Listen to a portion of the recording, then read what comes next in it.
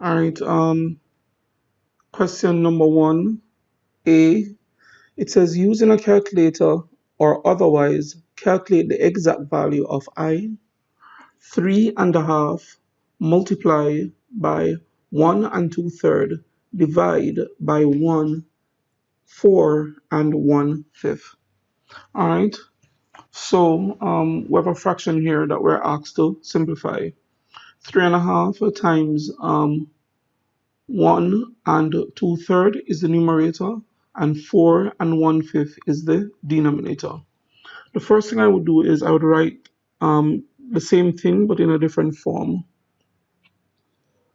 I would say that this is equal to 3.5 times 1 2/3, which is the numerator, divide by 4 1/5. Alright, so essentially when you have a question like this, what you want to do is you want to work the numerator and work out the numerator so that you have what? One value. Work the denominator so that you have one value.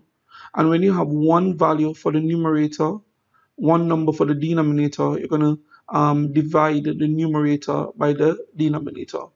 Because numerator over denominator means numerator divided by denominator. Alright, the next thing we're going to do is we're going to convert all mixed numbers to improper fraction. So this is 2, 3, 6 and 1, 7. So this is 7/2 multiply by 3 1s 3 and 2 5. That's 5/3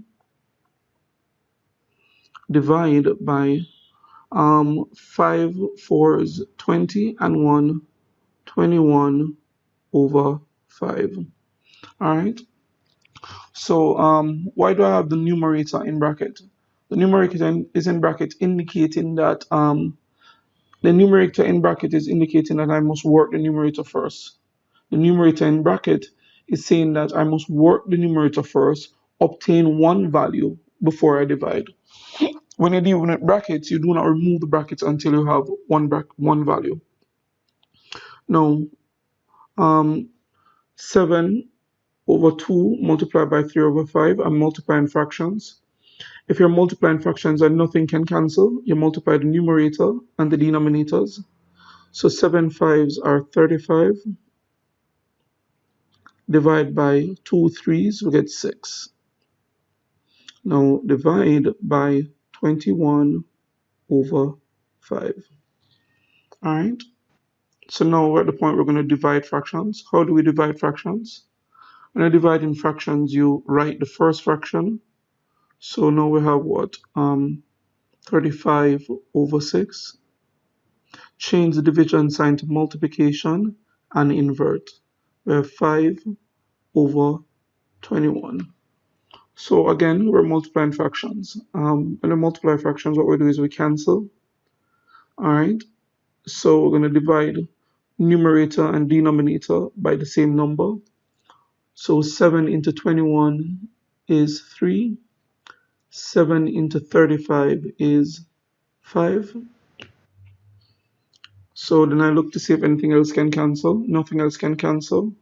When nothing can cancel, you multiply the numerator by numerator. So 5 5s, you get 25. Over denominator by denominator, 6 3s, you get 18. 18 goes into 25 one time and remainder 7. So the answer is 1 7/8.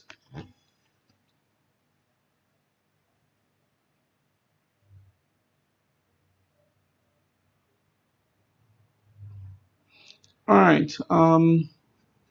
Question 1A II.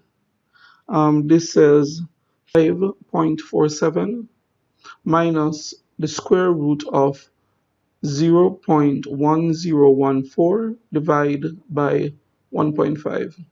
All right. To simplify this, the first thing we need to do is we need to do the division first. We could have what, put the entire thing in our calculator and just press equal, but we're not going to do that. We're going to do it in stages. So the first thing we're going to do is to divide. So in our first line, we're going to have 5.47 minus the square root of, all right, 0.1014 divide by 1.5 gives you 0.0676 in our next line. So here we're subtracting and we have find the square root. The first thing we need to do is to find the square root. So we have what? 5.47. And the last thing we're going to do is we're going to subtract. So the square root of 0.0676 is 0.26. So our final answer is 5.47 minus 0.26, and that gives us 5.16. All right. All right. Question number 1b. It says the table below shows the number of tickets sold for a bus tour. Some items in the table are missing. All right. So this is a simple computation task where if you know the cost of what one item, you can find out the cost of the same of any other number of the same item by multiplying. If you know the cost of one item, you can find out the cost of any other number of the same item by multiplying. All right. So P is the cost of one ticket, of one juvenile ticket. The first thing we're asked to do is to calculate the value of P. So in BI, I know the cost of 5 juvenile tickets. To find out the cost of one juvenile ticket, which is P, I must divide. Therefore, P would be equal to 130.5 divide by 5. All right, let's see what that would be equal to. So P is 130.5 divided by 5. P, the cost of one juvenile ticket, is $26.10. The next thing we're asked to do is to calculate the value of Q. Q would be the cost of 14 youth tickets at $44.35 each. So remember, if I know the cost of one, and the cost of one youth ticket is $44.35, I can find out the cost of 14 by multiplying. So Q, which is the cost of 14 youth ticket, would be $44.35 multiplied by 14. Q would be equal to $620.90. All right, let's continue. All right. The third part of the question says an adult ticket is twice the cost of a youth ticket. Calculate the value of R. All right, so the first thing, one youth ticket costs $44.35. The amount of money spent on adult tickets is $2,483.60. So the first thing, let's find out the cost of one adult ticket.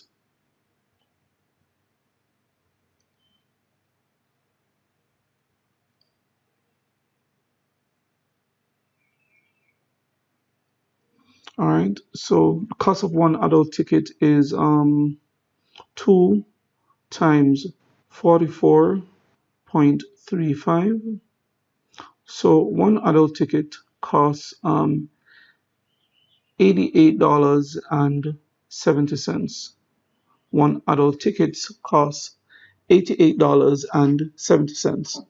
Now R is the number of adult tickets, which were bought. So if I know the total amount that was spent and I know the cost of what? One adult ticket, I can determine the number of adult tickets by dividing. So R, which is the number of adult tickets, would be equal to $2,483.60 divided by $88.70. All right, so that's $2,483.60 divided by 88.7. All right, and a total of 28 adult tickets. A total of 28 adult tickets were bought. Now, in the last part of the question, we're told that the bus company pays taxes of 15% on each ticket sold. Calculate the tax paid by the bus company. Well, we could calculate the tax for each group of tickets or each type of tickets, and there are 3 types of tickets. You have juvenile, you have youth, and you have adult. Or you could add up the amount of money collected from the sale of all tickets and then find the tax at that point. So let's add. So we have a 0 here, a 0 here, carry the 2. 2 plus 3 is 5, decimal point, 5, 13, put down the 3, carry 1, 10 and 2, 12, 2, carry 1, 1 and 2, plus 2 is 3. So the total amount of money the company received from the sale of tickets is $3,235. All right. The tax would therefore be equal to 15% of the total amount, which is 3,235. 15% is 15 over 100. 15 over 100 as a decimal is 0.15 times 3235. So the tax is a total of $485.25. $485.25. All right, next question. Question number 2a says write as a single fraction. All right, so this is algebraic fraction. The question is not as difficult because the sign between the two fractions is a positive. You would have had more of an issue if the sign between the two fractions was a negative. So if you're adding or subtracting fractions and the denominators are different, you must find the LCM.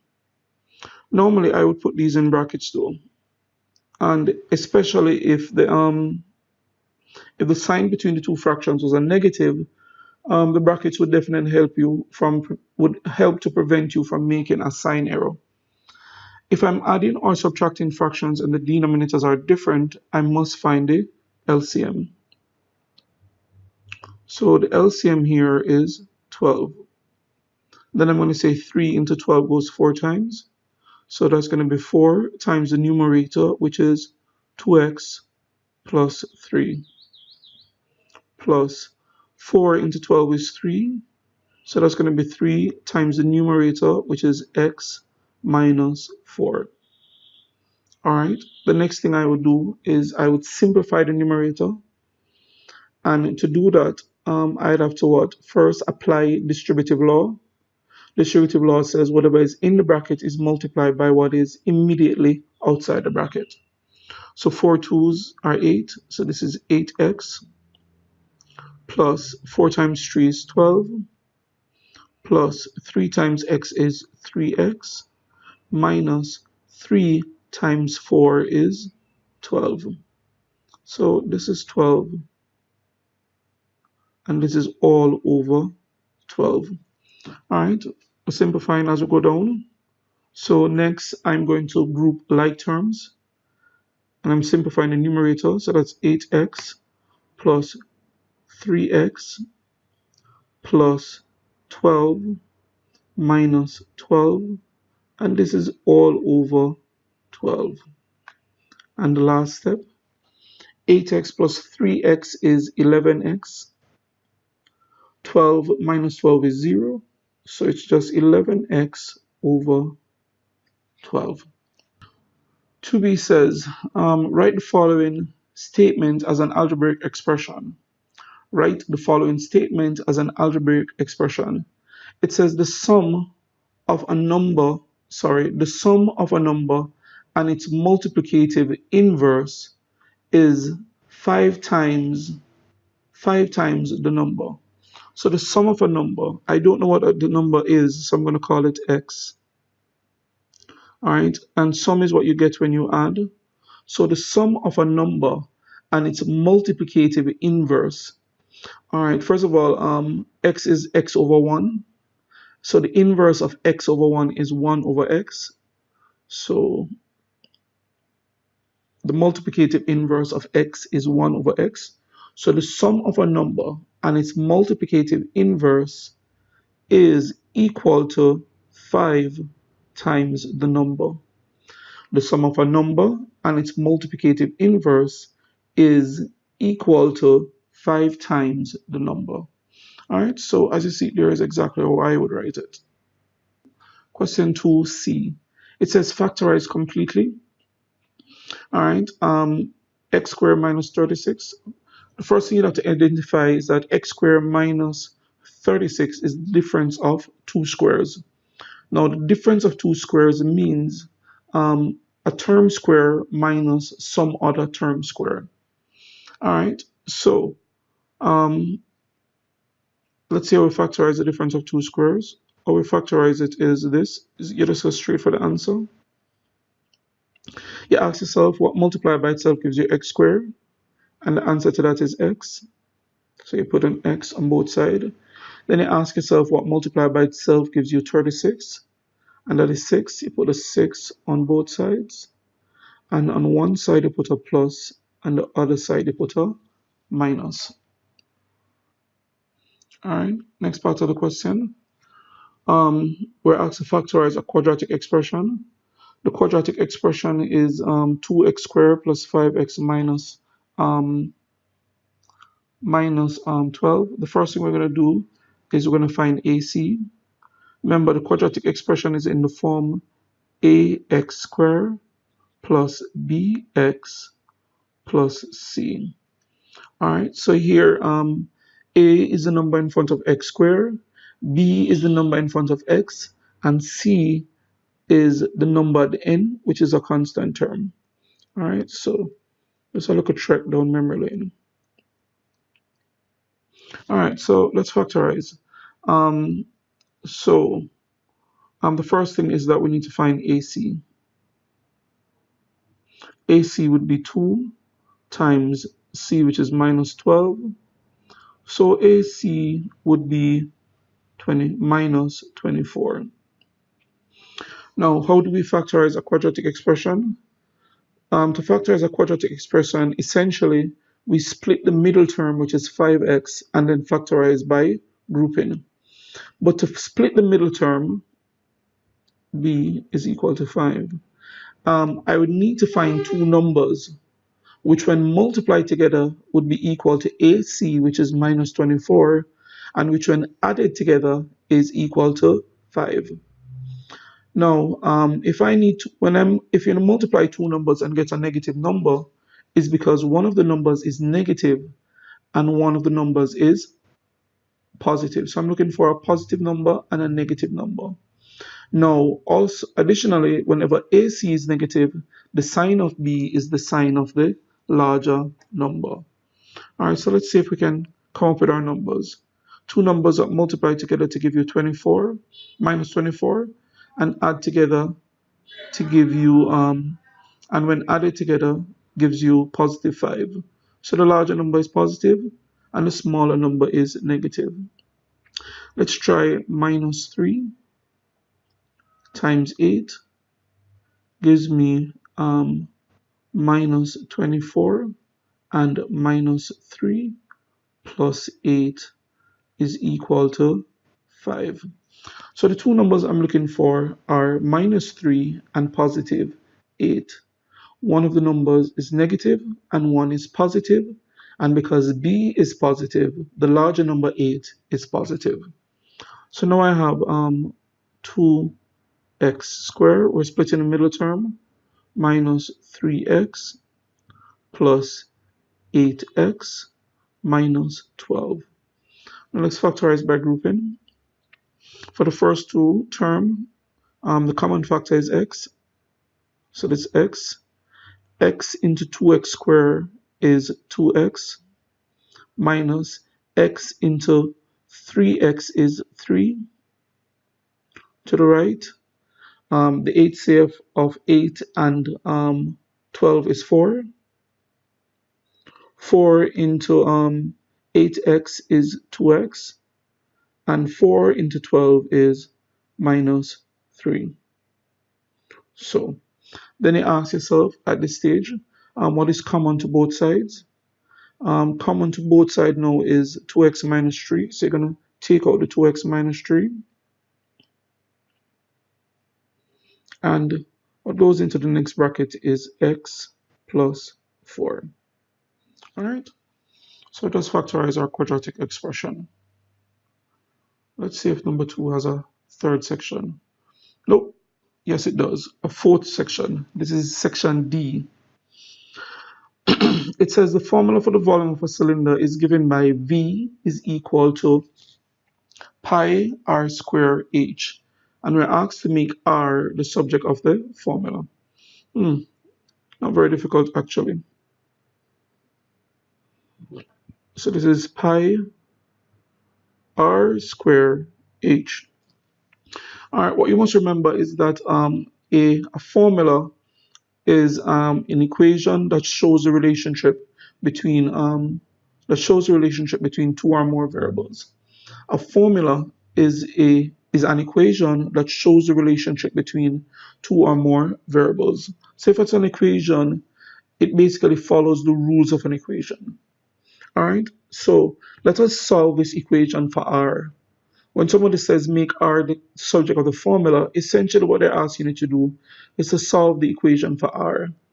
Now pi times pi r square h means pi multiplied by r square multiplied by h. The opposite of multiplication is division. So let's get rid of pi and h on the right hand side by dividing both sides by pi h. So I'm dividing both sides by pi h. So over to the right hand side, pi cancels pi, h cancels h. So what I now have is r squared is equal to v over pi h. Now the opposite of square is square root. The opposite of square is square root. So r would be equal to the square root of v over pi h. All right. So normally, whenever you find square root, the answer is supposed to be positive or negative. But r is the radius of a cylinder, so the radius of a cylinder can't be negative. All right. So let's go to E, the last part of question number 2. It says, given that x squared plus ax plus b is equal to x squared, x plus 2 squared minus 3, work out the values of a and b. All right, so this is an equation. The left hand side and the right hand side are equal. All right, so we're asked to find the values of a and b. For me, the only way you're going to do that is that you're going to get the left hand side, the right hand side to look like the left hand side, and then compare coefficients. So let's do that. So we're going to square. We have x plus 2 square, which means x plus 2, multiply by x plus 2 minus 3. All right, so for square, we're going to get x times x, which is x squared, x times 2, which is 2x, 2 times x, which is another 2x, and 2 times 2, which is 4, minus, and then minus 3.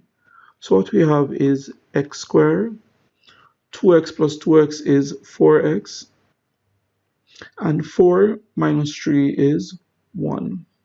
All right, so now we have x squared plus ax plus b is equal to x squared plus 4x plus 1.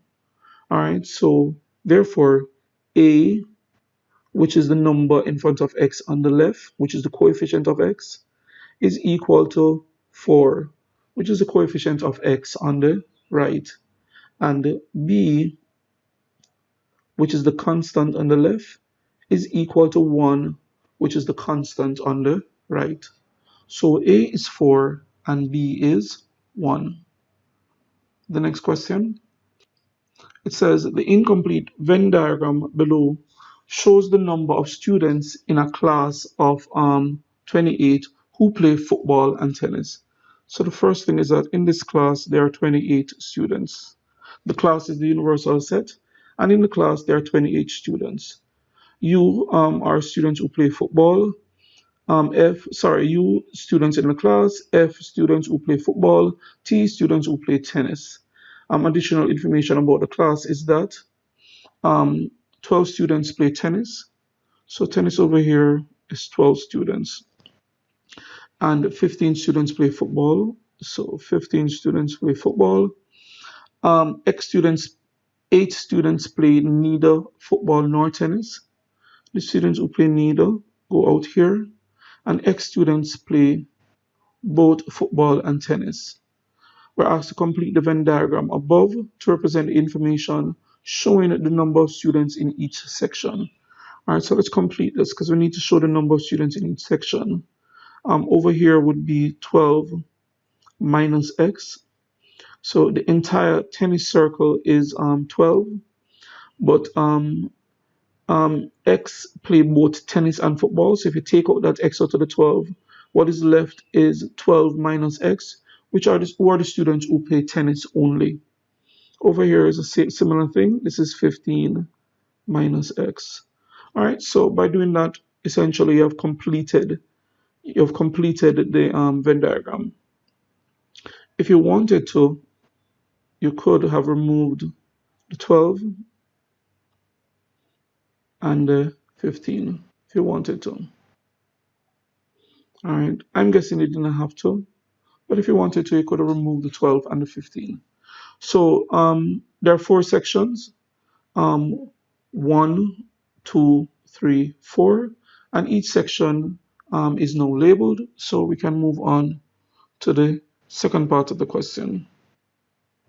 The second question said that we must calculate the value of x. All right, so we're already concluded that the set is divided into 4 sections. Those who play football only, those who play both football and tennis, those who play tennis only, and those who play neither football nor tennis. But the 4 groups must add up to 28. So from that we can form an equation. Football, those who play football only is 15 minus x, plus those who play both football and tennis, which is x. Those who play tennis only, which is 12 minus x. And those who play neither football nor tennis, which is 8. And the 4 groups must add up to the 28 students in the class. Minus x plus x here is 0. So what we have here now is 8 plus 12 is 20.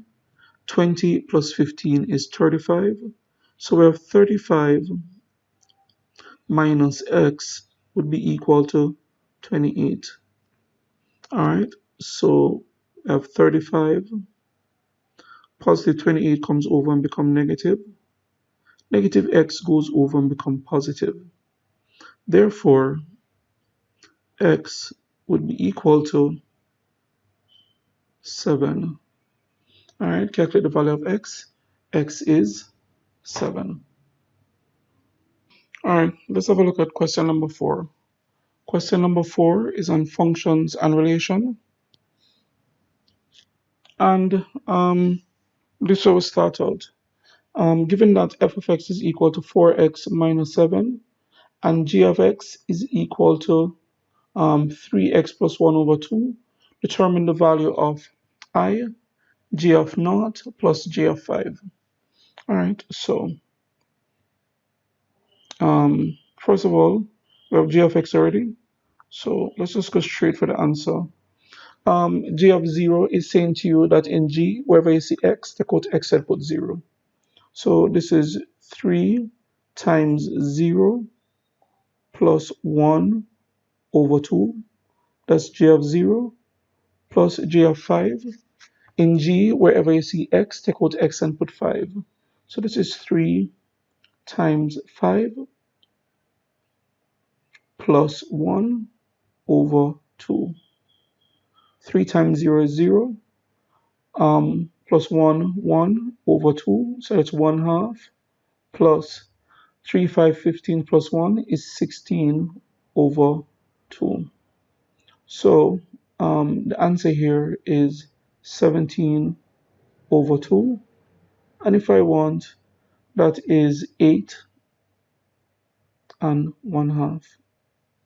All right. The second part of the question.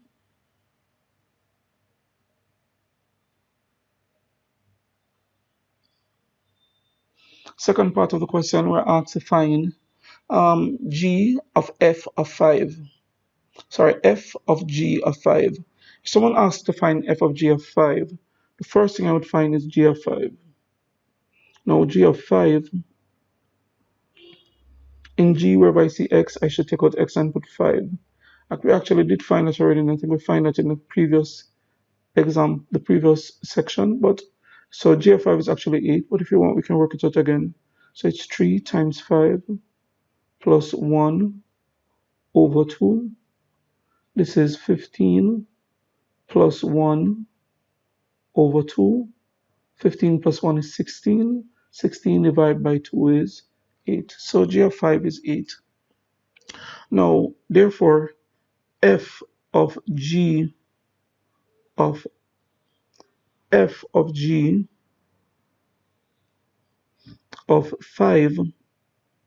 would therefore be the same as saying f of 8.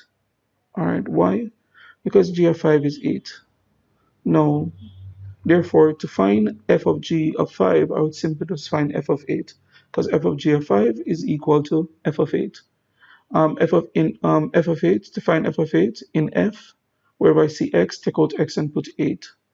So this is going to be 4 times 8 minus 7. 4 8s are 32. So it's 32 minus 7, which I'm guessing is 25. All right. Let's go to the next part of the question. Now, in the next part of the question, we're asked to find f inverse of 1. If someone asks me to find f inverse of 1, what I would do is I would solve the equation f of x is equal to 1. Why? Because the solution of f of x is equal to 1 is equal to f inverse of 1. So, or I could write, this is not a part of the question, that f inverse 1 is the solution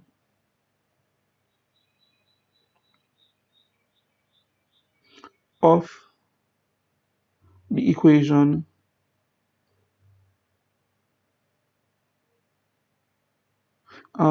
f of x is equal to 1. So what I just wrote is not a part of the question, just information. So f of x is 4x minus 7, that is equal to 1. So 4x would be equal to 1 plus 7. Negative 7 goes over and becomes positive. 4x is equal to 8. Divide both sides by 4. We get x is equal to 2. Therefore, f inverse of 1 is equal to 2. All right.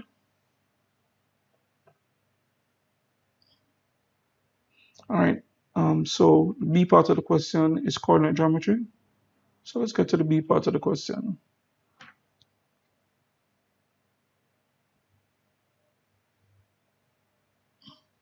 All right. It says P, which is 6 minus 1, and Q, 2, 7 are endpoints of a line segment PQ.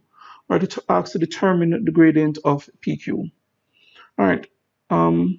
The formula for gradient is M is equal to y2 minus y1 over x2 minus x1. So if you're finding gradient and if you're finding the gradient of the line given 2 points on the line, this is the formula you use. So I'm going to call this x1, y1, and call this x2, y2. So m would be equal to y2, which is what? 7, minus y1, which is minus 1, over x2, which is 2, minus x1, which is 6. So here, 7 minus minus 1 is 8, because minus minus 1 is plus. So this is 8 divided by 2 minus 8 minus 6 is minus 4. If the signs are different, you subtract and keep the sign of the larger number. Therefore, m is equal to a positive divided by a negative is a negative. 8 divided by 4 is 2. M is equal to minus 2. Let's continue. So next we're asked to determine the coordinates of the midpoint of PQ. Determine the coordinates of the midpoint of PQ. So if you know 2 points on the line, the coordinate of the midpoint of 2 points M, I'm going to call the midpoint M, is given by the formula x1 plus x2 over 2, comma, y1 plus y2 over 2. All right. So it means that M would be the point x1, which is 6, plus x2, which is 2 over 2, comma, y1, which is minus 1, plus y2, which is 7 over 2. M is therefore 8 over 2, comma, 6 over 2. M, the midpoint of PQ, is the point 4, 3. Alright, next now we're asked to determine the equation of the perpendicular bisector of PQ. Now, the perpendicular bisector of PQ is a straight line that passes through the midpoint of PQ that and meets PQ at right angle. All right. So we're looking at the perpendicular bisector.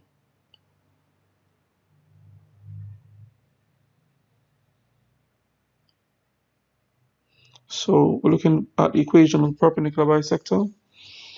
Essentially, to find the equation of a line, you need two things. You need to know the gradient of the line, and you need to know the coordinates of at least one point in the line. The gradient of PQ M1 is equal to -2. Now, the gradient of the perpendicular bisector, let's call it M2. M2 is the gradient of the perpendicular bisector, would be -1 is actually -1/1. So if you have a gradient of a line, of a point, of a line, to find the gradient of all lines perpendicular to that line, you must invert the gradient and change its sign. So if I invert -2, I'm going to get +1/2. Invert it and change its sign. And one point on the perpendicular bisector of PQ is the midpoint of PQ, which is 4, 3. All right. So the midpoint of PQ is 1 point on the perpendicular bisector of PQ. All right. Again, to find the equation of a line, I need to know the gradient of the line and the coordinates of at least 1 point on the line. All right, I'm going to use a formula for the equation. It's y is equal to m into x minus x naught plus y naught. All right. So this is x naught, y naught. X naught, y naught is a coordinate of 1 point on the line. So the equation is y is equal to m, which is 1/2, into x minus x naught, which is 4, plus y naught, which is 3. Distributive law, this is 1/2 x minus 1/2 times 4 is 2, 1/2 of 4 is 2, plus 3.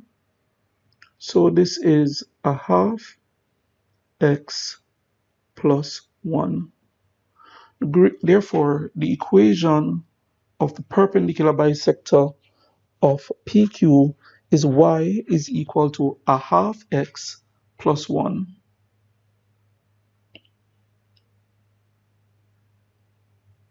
All right, question number 5.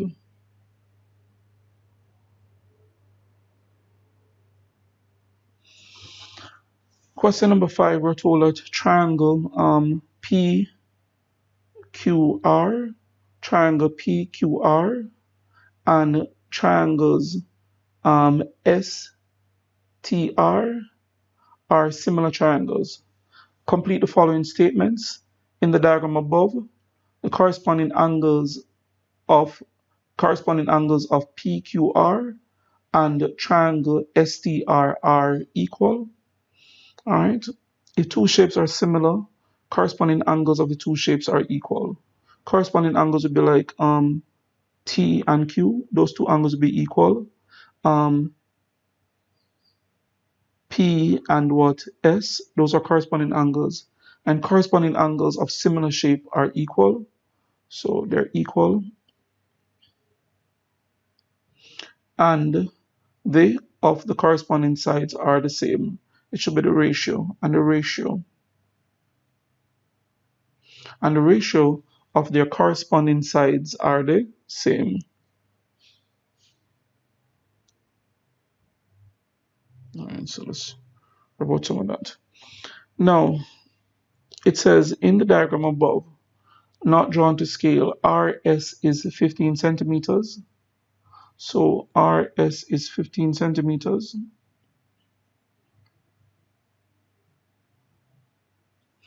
And SP is 9 centimeters. So SP is 9 centimeters.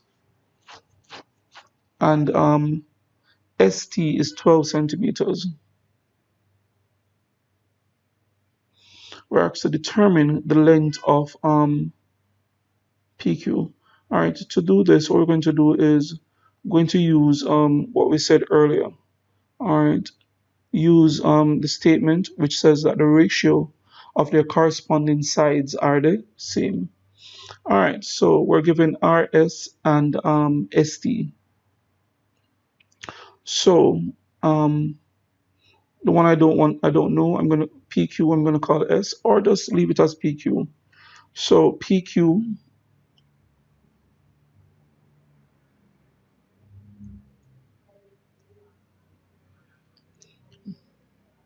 PQ over the side corresponding to PQ. The side corresponding to PQ is ST. So PQ over ST, PQ over ST, ST which is what, 12. Alright, and PQ is one side on the larger triangle, is equal to PR,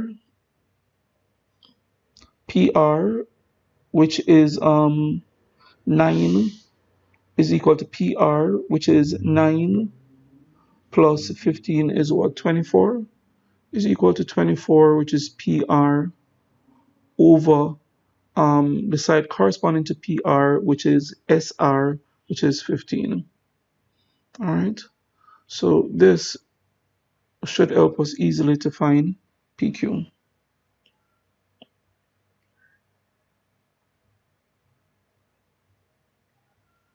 Alright, so simple. I could say multiply both sides by 12. If I do that, I'm going to get PQ is equal to 24 over 15 times 12. Multiply both sides by 12. Alright. Alright, can I cancel? Yeah, I don't think this can work out nicely. It's not going to work out to be nice, perfect numbers. Let's just double check. Double check to be sure.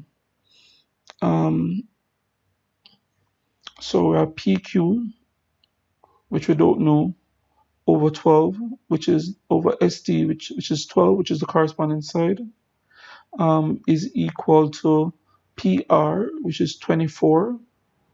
It's 15, which is RS, plus 9, which is SP, which is 24, over the corresponding side, which is 15. So, all right. So essentially, this should be correct. All right. So 3 into this is 4. 3 into this is 5. 24 times 4 is what, 96? So it's 96 divided by 5.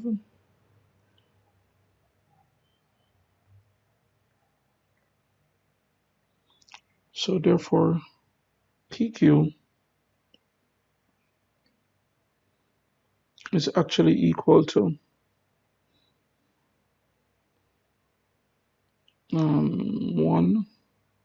19.2,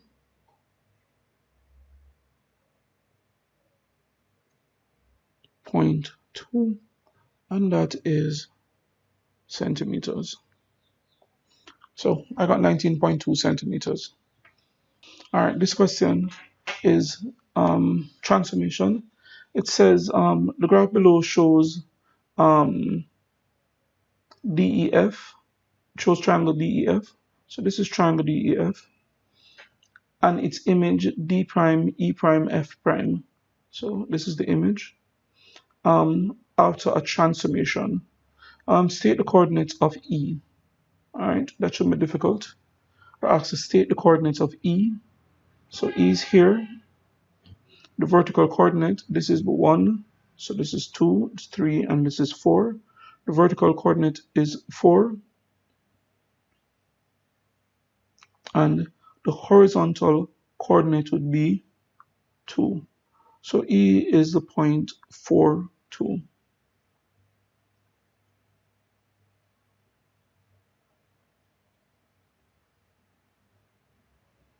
Next, we're asked to what? Describe fully the transformation that maps triangle DEF to its image D prime, E prime, F prime.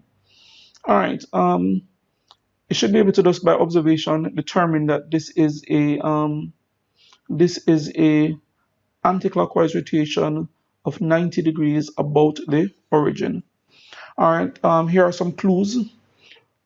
Remember you have 4 quadrants. 1, 2.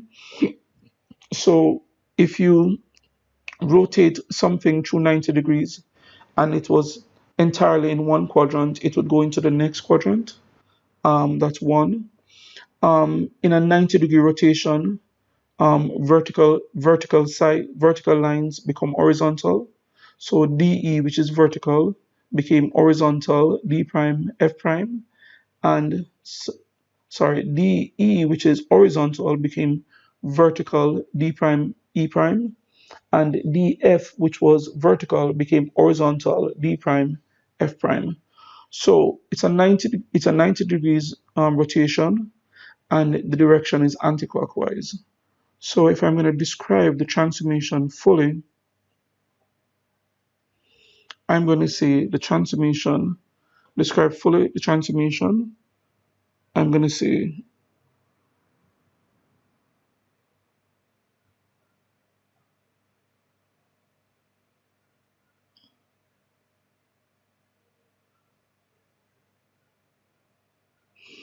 is an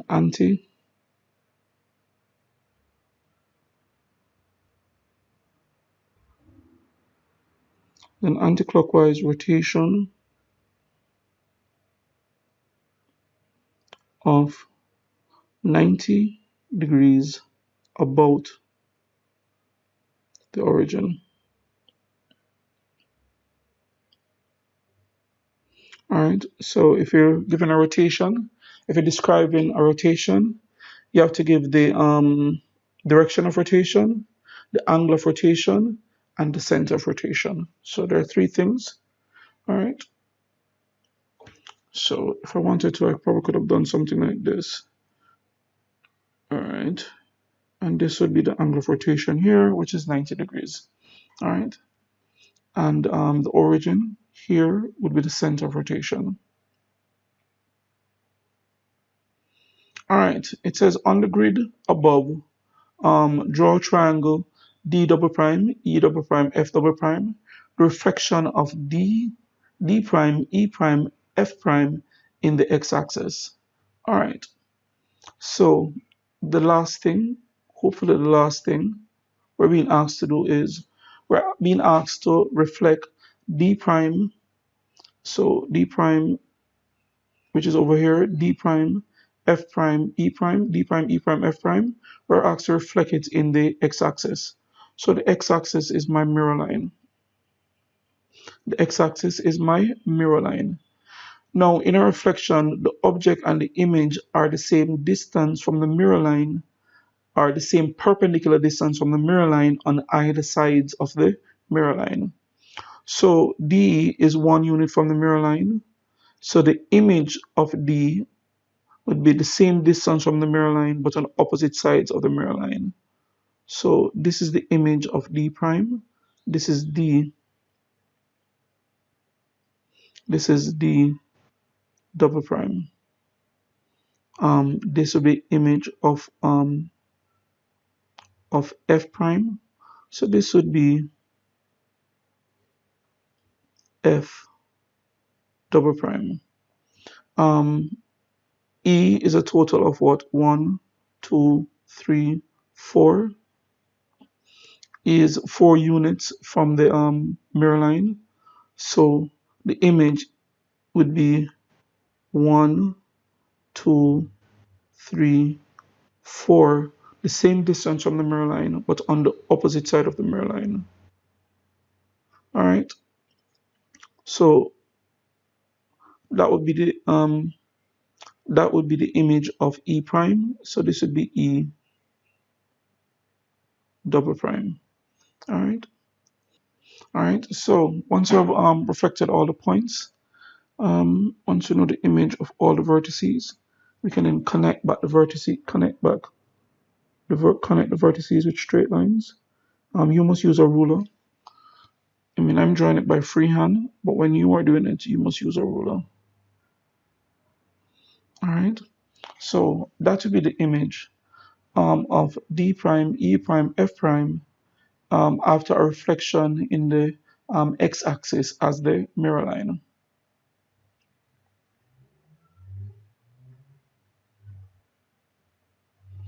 All right, so let's move on. All right, question number 6 says the scale on a map is 1 to 25,000, and it says what Andelin and Jersey are 31.8 centimeters apart on the map. We're asked to determine in kilometers the actual distance between Andelin and Jersey. All right, first of all, a map scale is a ratio of the distance between 2 points on the map to the actual distance between the 2 points.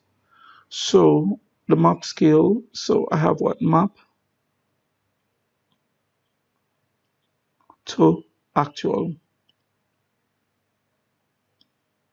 The scale is 1 to 25,000.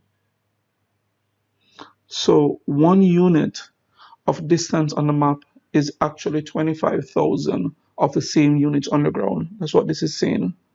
All right, so 31.8 on the map corresponds to x centimeters on the ground. All right, so what we can do here is we can cross multiply. So if we cross multiply, it's going to be 1 times x, which is x would be equal to 31.8 times 25,000. All right, so the actual distance between Andelin and Jersey is, we have 31.8 times 25,000.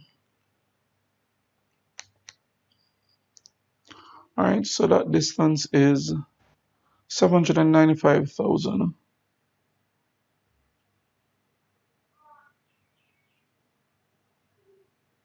centimeters. All right, the examiner asks for the distance in kilometers, and it is 100,000 centimeters that makes a kilometer. 100,000 centimeters that makes a kilometer. So to write this in kilometers, I must divide 795,000 divide by 100,000. All right, 3 zeros, 3 0. The answer is 7.95 kilometers. The actual distance between Andelin and Jersey is 7.95 kilometers.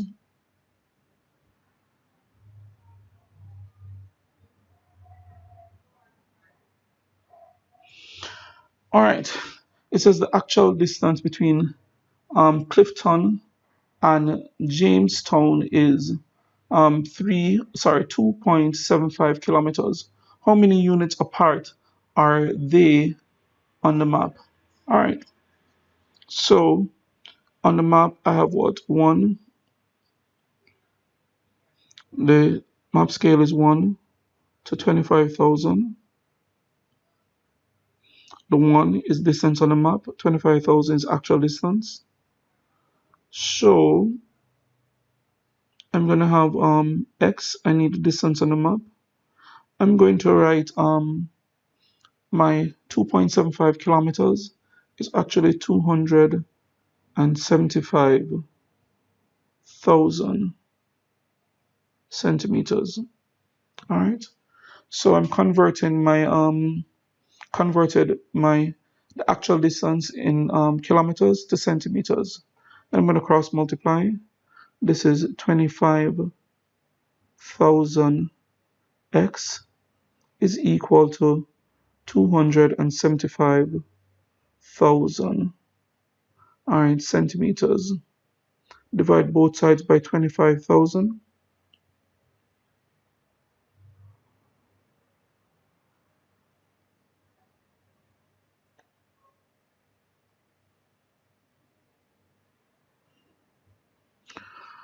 And what we get is x, the distance between the two towns on the map,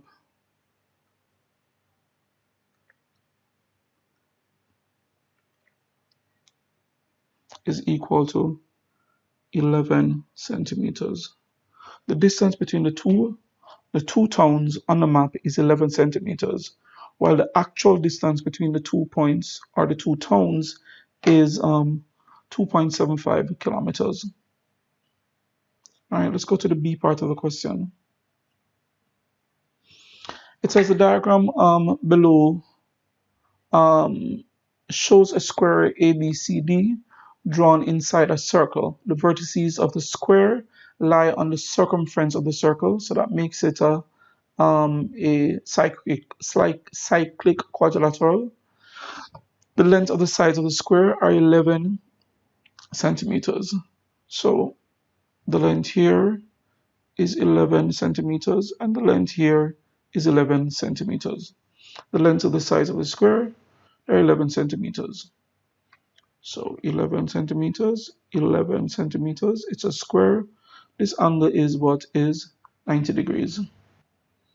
All right, then we're asked to show that the diameter of the circle is 11 root 2 centimeters. All right, so I'm going to use this triangle here to show that.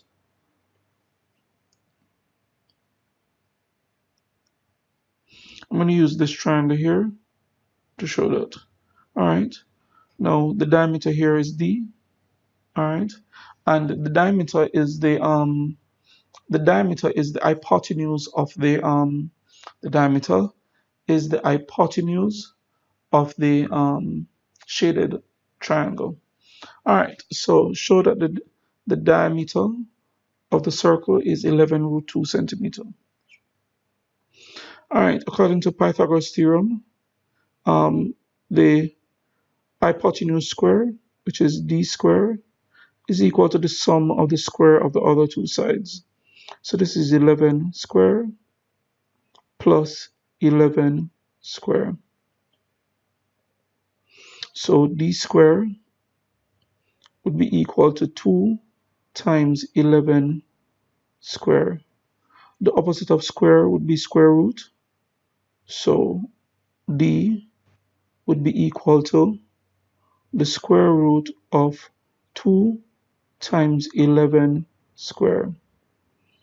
So d would be equal to the square root of 11 squared is 11, and so it's going to be 11 times the square root of 2 centimeters. All right.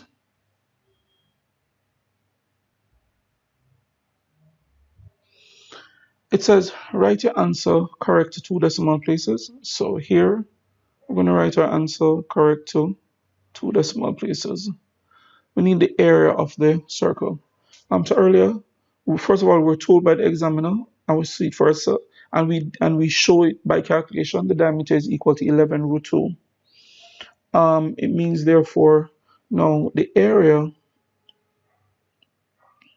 of a circle is equal to pi r squared. So the area is what? Pi. Sorry, did they give us a value for pi? Let's go back and see if they gave us a value for pi.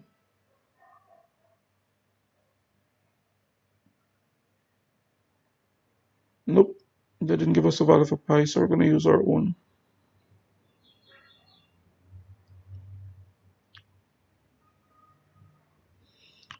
So it's equal to pi r squared.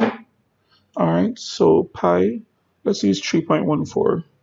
3.14 times the radius, which is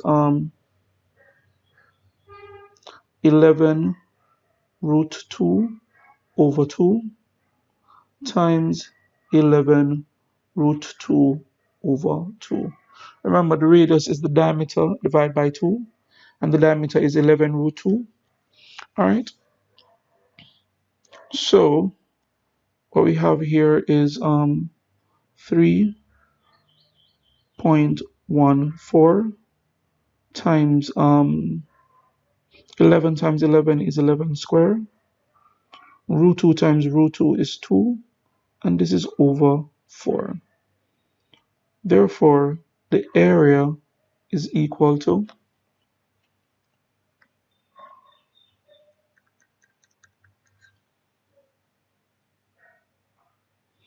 3.14 times 11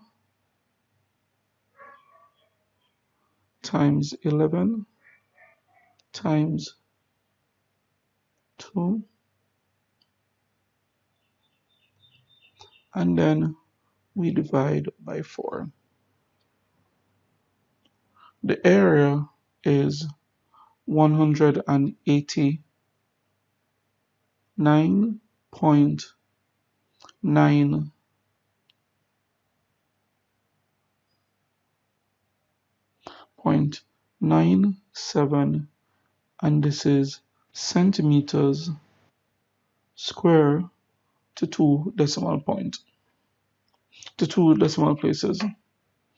Now next we need the area of the square.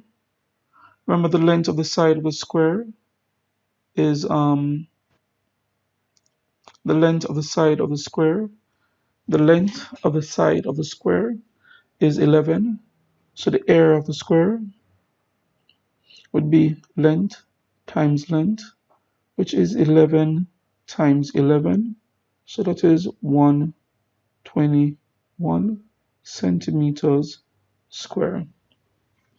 Then we're asked to find the area of the shaded section. All right. First of all, let's just go back a little, just to just look at the shaded section.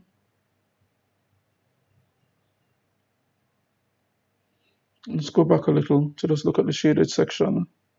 All right. I'm guessing that without thinking too much on it,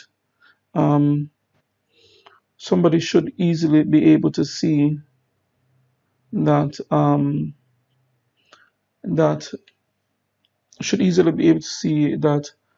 these the four segments created by the four sides of the four segment created by the four sides of the square are equal. So the area of each of the four segments, the area of each of the four segments is the same.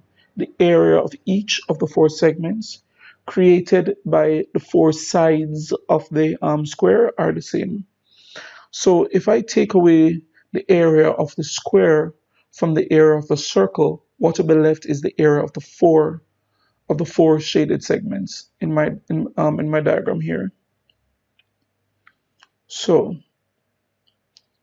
let us take away the area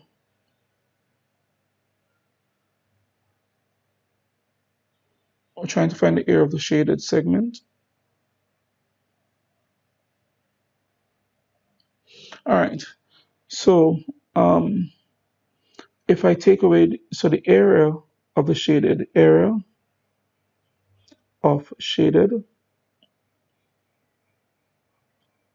would be the area of the circle, which is 189.97, minus the area of the square, which is 121, divided by 4. Why?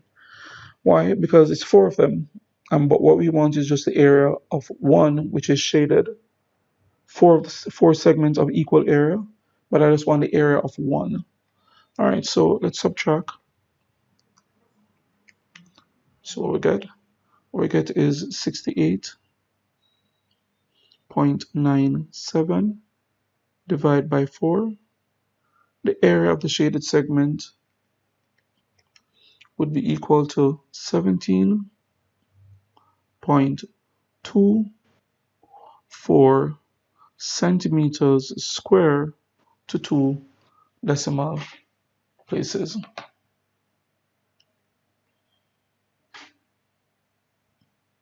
All right, question number 7. Question number 7 says, the table below shows the number of bananas to the nearest ton produced annually on a farm over a period of 6 years. It says on the graph paper provided on page 21, draw a bar chart. So we're going to draw a bar chart to represent the data given in the table above, using a scale of 1 centimeter to represent 1 year on the x-axis and 1 centimeter to represent 25 tons on the y-axis. All right, so let's go to drawing our graph. The graph sheet is on the next page.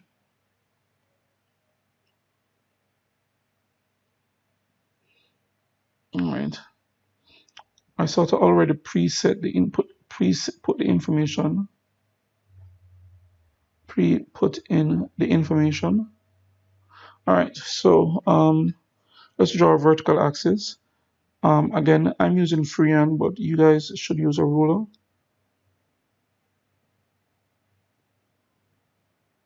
So I'm putting in my vertical axis. And then I'm going to put in the horizontal axis.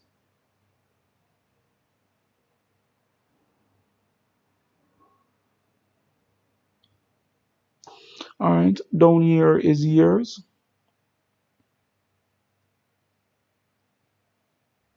And the years are 2010, 2011, 2012, 2014, 2015. All right. And over here is production in tons. Production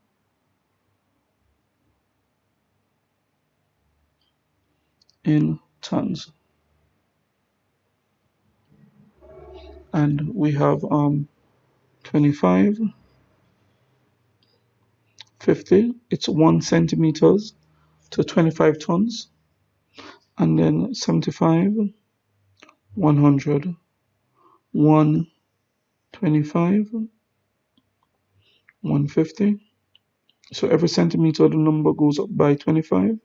175, 200, 225, 250, 275. All right. So in 2010, banana production was 150. And what we're drawing is a bar chart.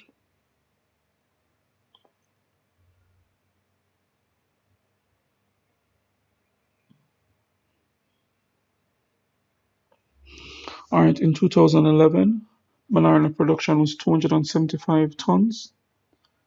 So we're going to draw these lines on the major grid lines. And remember, you must use a ruler. I'm using freehand, but you must use a ruler. All right. That's 275 tons in 2011. In 2012, banana production was 100 tons.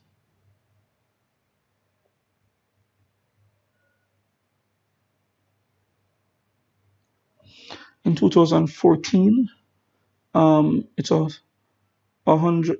2013. All right. So we have a little error here.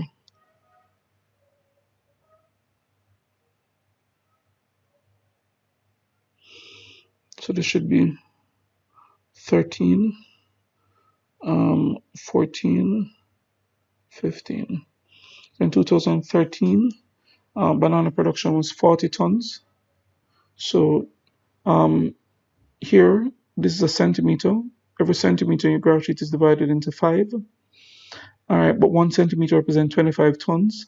So if you divide 25 by 5, each minor division would represent 5 tons.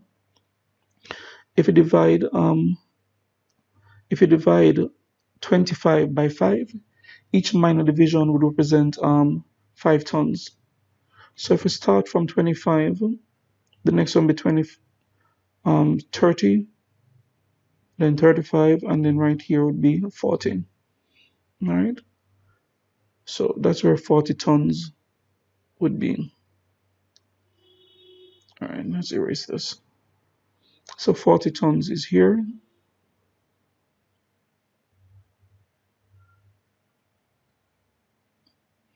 How do we get that? All right. Every centimeter on the vertical axis represents 25 tons. Every centimeter on the graph sheet is divided into 5 equal parts. So if I divide 25 by 5, what I'm going to get is each minor division is 5 would be 5 tons. All right, and that's how I get my 40 tons. The next one is 125.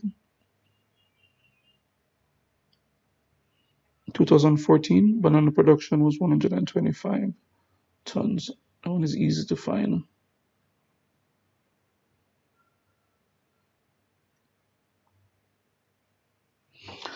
In 2015, banana production was 210 tons. All right, so if we get 210, I'm going to start at 200. This is 200, 205, 210 would be right here. Remember, each minor division on the vertical axis is 5 tons. So this is 210 tons. All right. And essentially, this would be your bar chart this would be your bar chart of the information.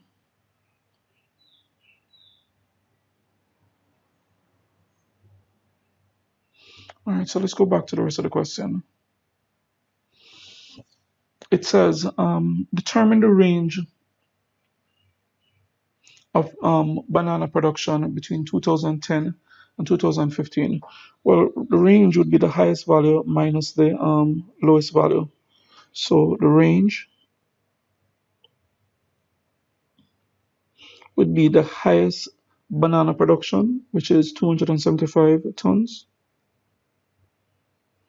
minus the lowest, which is 40. So the range of banana production is 235 tons. All right. Then we're asked,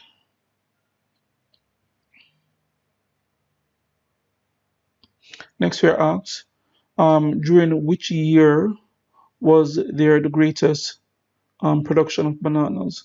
Well, this again is easy. We can easily say that you had the greatest production in 2011. So let's not be fancy. In 2011, that's when you have the greatest production of bananas, which is 275 tons. How is this information shown on the bar chart? It should be the highest bar.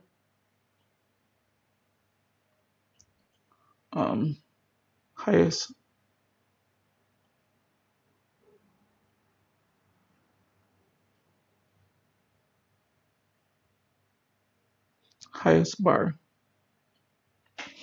All right. Between which 2 consecutive years was there the greatest change in the production? All right. Between which 2 consecutive years was there the greatest change in the production? All right. Again, that shouldn't be too difficult to spot. All right, but let us be careful. Let us do some calculation. Between 2010 and 2011, 275 minus 150. And we're doing this because we want to be careful. This is 125. The change here is 125. The change here is 175. The change here is 60. The change here is 85. And the change here, 210 minus 125. And the change here is also 85.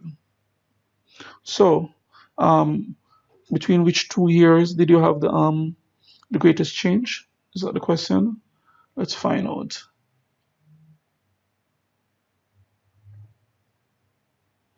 It says, between which 2 consecutive years was there the greatest change in the production of bananas?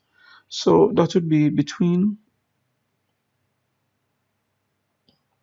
2010 and 2011, when the change was 175 tons, 125 tons.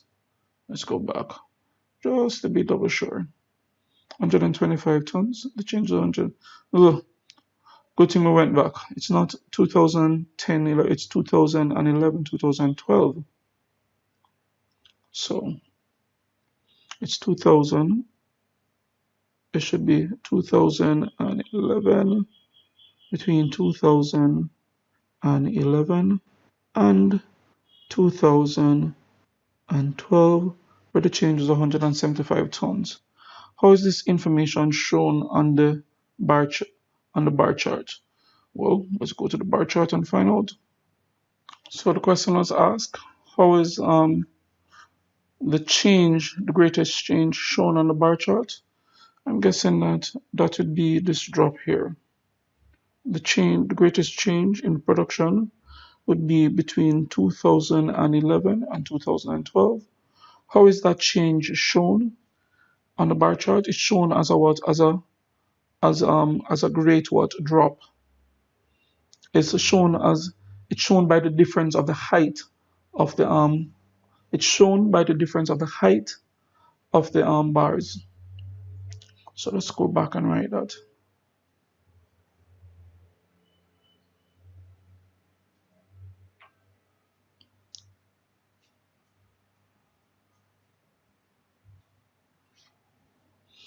So how is that change shown? It's shown by the difference